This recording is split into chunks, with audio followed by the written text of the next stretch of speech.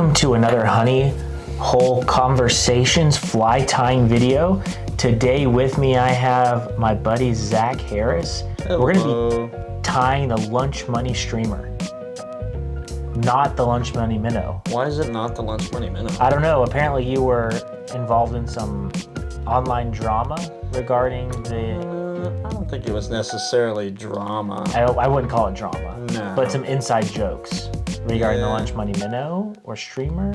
What I get from it, and I don't know either of these guys personally. I talk to Matt every now and then on Instagram. I've never spoken to Chris Fowler, but it's between the two of them, and from what I'm getting from it is Chris refers to this as the Lunch Money minnow, which is not the name of the fly. And I think the Lunch Money minnow caught on. I don't know, something along those lines. If you guys want to know the story, you'll have to reach out to Mr. Bennett and ask him for the details. All right, Zach, so you've got your eyes, you started your thread, you got your eyes tied in, and now you're prepping a zonker strip. Yes. What I'm doing is I'm kind of tapering the end of the leather here to give it a little more flow, a little more swim action in the water. And what I'm doing, I'm measuring the leather on the hook shank, and I'm marking it with my pointer finger on my right hand. I'm actually going to put the hook straight through the center, all the way through that leather. This is the tricky part. Got to pull her out of the vise. Bring that rabbit around and put it back in the vise. All without moving the vise.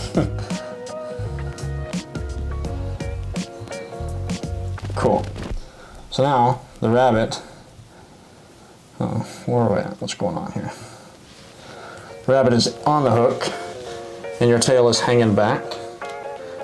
What we're also going to do is I'm going to progress my thread forward. I forgot to do that before I punctured. To right about the point of the hook itself, roughly. Now, and the Lunch Money is a Texas Hill Country staple. Yes. I think if we were going to make a top 5 list of our favorite Hill Country bass flies, this would be one of the flies at the top of that list. Oh, without a doubt. You can do so many things with this fly. Bait fish, crawfish, you can swim it fast, swing it, drag it along the bottom. There's so many different things you can do with it. And the colors, you know, using the materials that we're using, zonker and Sinyo's laser dubbing. Unlimited color options. Oh yeah, it's amazing what you can do. My personal favorite is pink and white. Just seems to kill for me, but you know, olive, tan, black, like the classic staples are gonna work. You having a little bit of super glue there for some security? Yeah, so what I'm doing, I don't know exactly how Matt ties it. This is probably not exactly how he does it. But what happens is I tied that rabbit strip in here, and I'm about to palm the rest of the leather around the hook shank.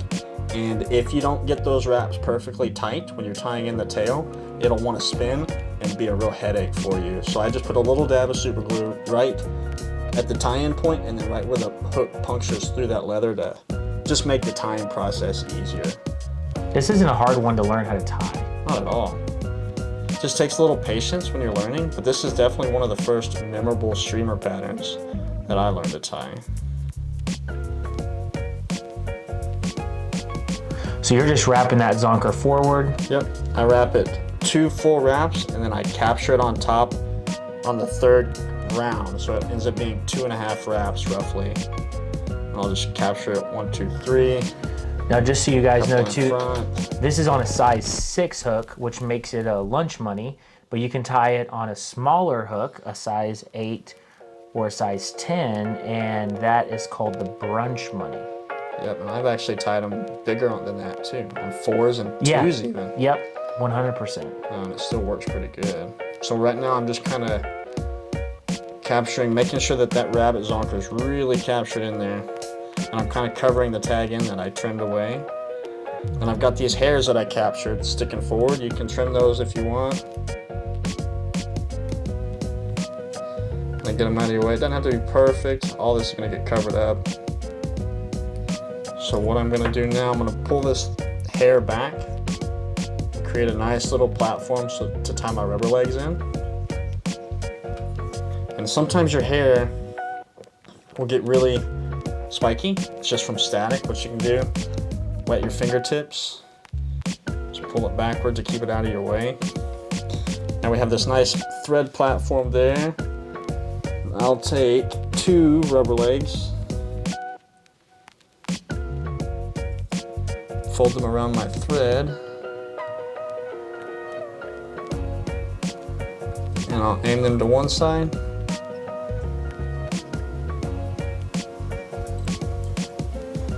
Separate the front and the back too.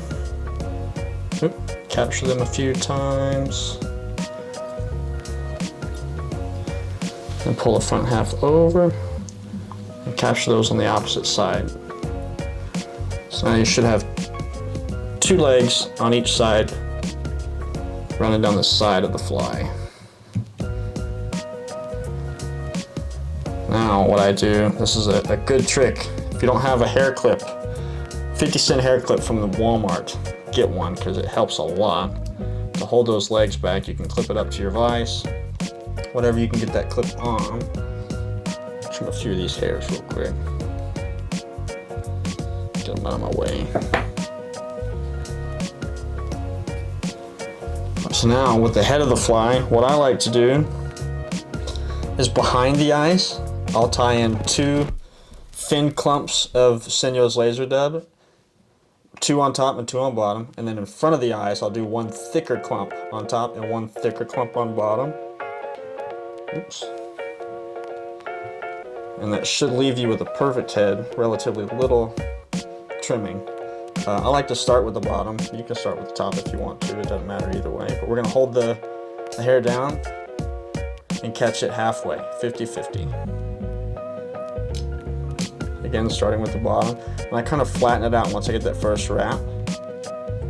Catch it 1, 2 more times and I'll flip the fly over.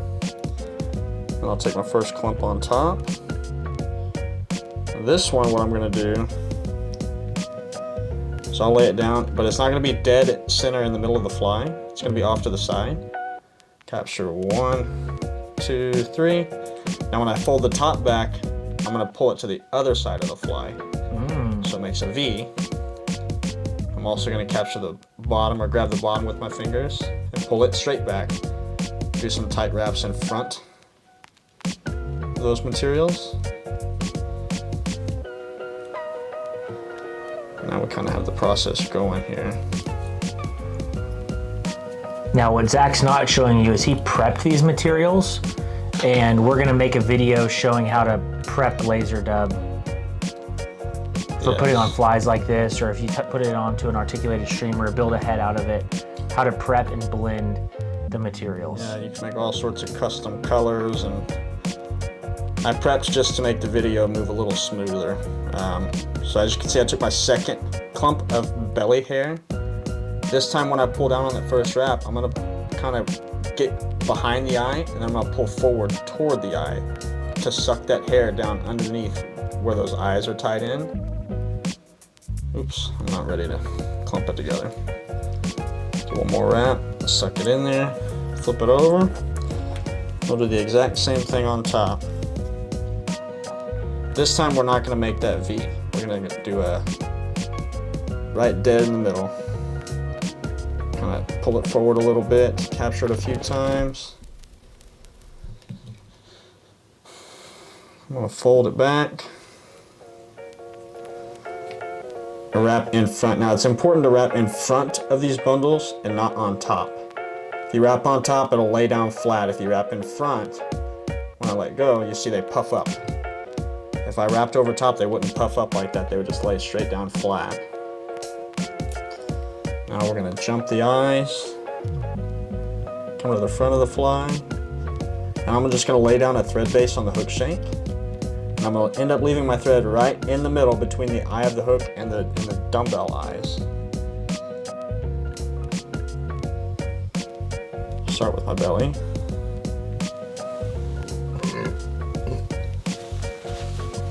Capture the belly. I'm gonna take it and pull it. Sometimes it'll spin around the hook shank. I'm gonna pull it so it's centered on top, or on the bottom rather. We'll spin around. Take our top clump, do the same thing.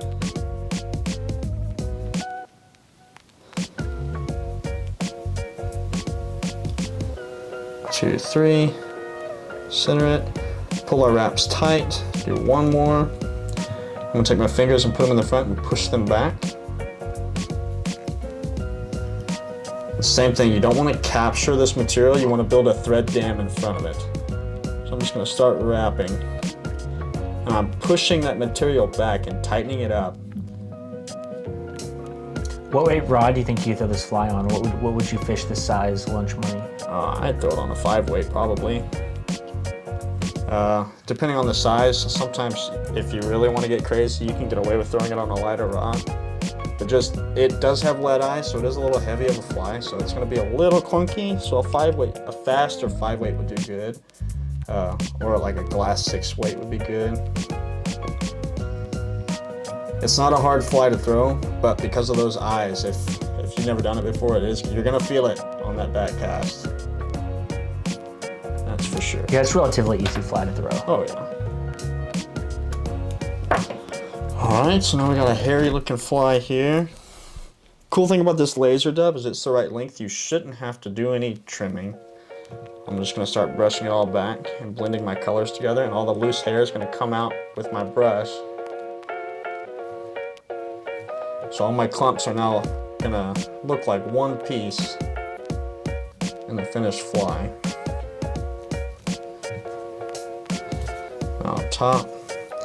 Up top, it's easy to brush each side individually.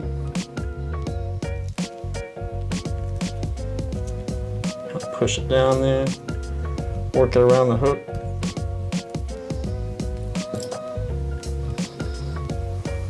Pull our rope legs out. The rest of this is just kind of making it pretty. You can see my tail is a little twisted, so you can grab it, twist it back into place. Easy fly, it just takes a little patience. It's well worth learning. You can you can take some Sharpie and you can bar it, and you can make it look all pretty. Add different colors to the throat of the fly. Yeah. One last thing we'll do is I'm gonna grab these legs, match them all up, pull them back to the tail, and I cut them just short of the tail. Boom. Looks pretty good, Zach. I think it came out all right. If you sit and you tie this thing and you take your time, you can come up with some really cool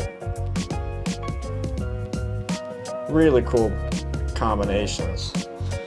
Sometimes you can trim the tail a little shorter, leave it a little longer, just depending on what you want to do, and customize it to your water. Cool fly. Thanks for the fly, Matt.